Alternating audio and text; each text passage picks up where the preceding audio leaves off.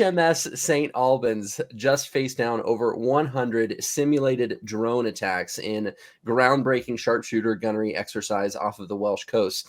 Now, this is the first time that aerial drones were included in sharpshooter drills, which marks a pretty major shift toward training to prepare for modern threats like drone swarms. The Banshee Whirlwind drones that were coming at the HMS St Albans were flying fast, 200 knots, and tough to hit, which I'm assuming is going to simulate a real-world attack scenario. It sounds right. The HMS St Albans didn't just survive, though. It thrived. Precision targeting under the guidance of its operations team. The commander called it a career highlight, praising the realism of the experience. I mean, this just sounds cool to be a part of, but also something that they need to be doing. Now, the training itself pulled lessons from actual Red Sea incidents that have happened previously and then run in collaboration with QinetiQ and FOST. It's all about staying ahead of evolving threats. I'm glad they're doing this. Drones are going to be the new pirates. And so the next exercise... Are you saying that like all of that duck hunt training that we did as kids is actually going to pay off? Yeah.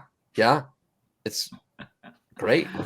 This is good. You're right. It's very realistic, you would imagine. But this whole drone world is really changing rapidly. I mean, what's going on in Ukraine? We're moving to drone versus drone, and then AI drone versus AI drone, and here we go hereafter. So how do you integrate real world threat data into these simulation exercises to make sure you've got this kind of continuous relevance without compromising your operational security? How do you stay up to date as you go forward? That to me is the big issue.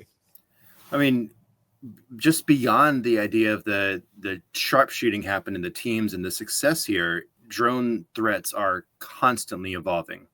So what you think, Greg, you said the next drill was going to be set for spring. So not just what Andrew's talking about with how do you make sure you're evolving, but also how do you ensure that the ship's systems are ready to handle the next evolution of the swarm tactics without those needing a full redesign? I think you have to focus on modularity and upgradability of systems to keep up with all of these rapid changes in drone technology.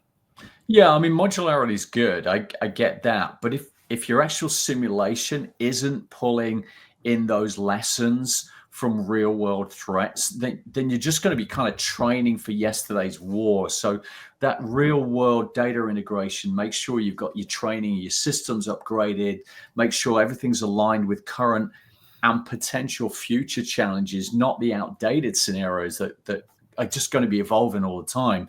So without it, modularity is just going to end up being reactive, not proactive in its approach. I agree that you have to have the real world integration. You also have to have adaptability that comes with the modularity. From this whole training exercise, Commander Matthew Teare said that the quality of training has been better than he's ever seen.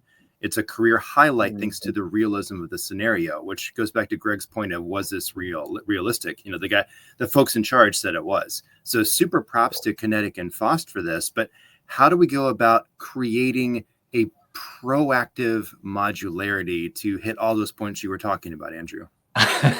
the proactive modularity. Wow.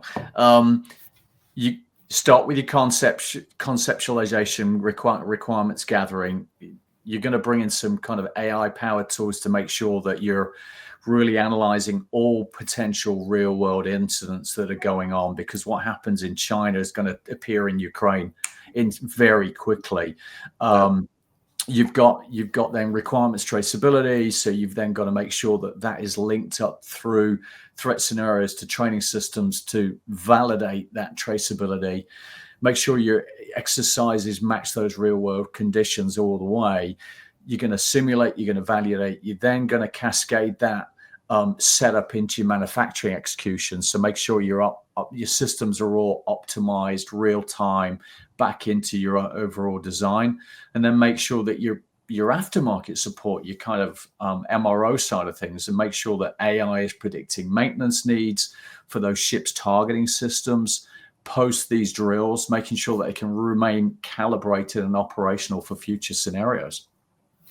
Now, can we use this for the drones over New Jersey currently? Oh, I don't think so, but maybe. See you next week.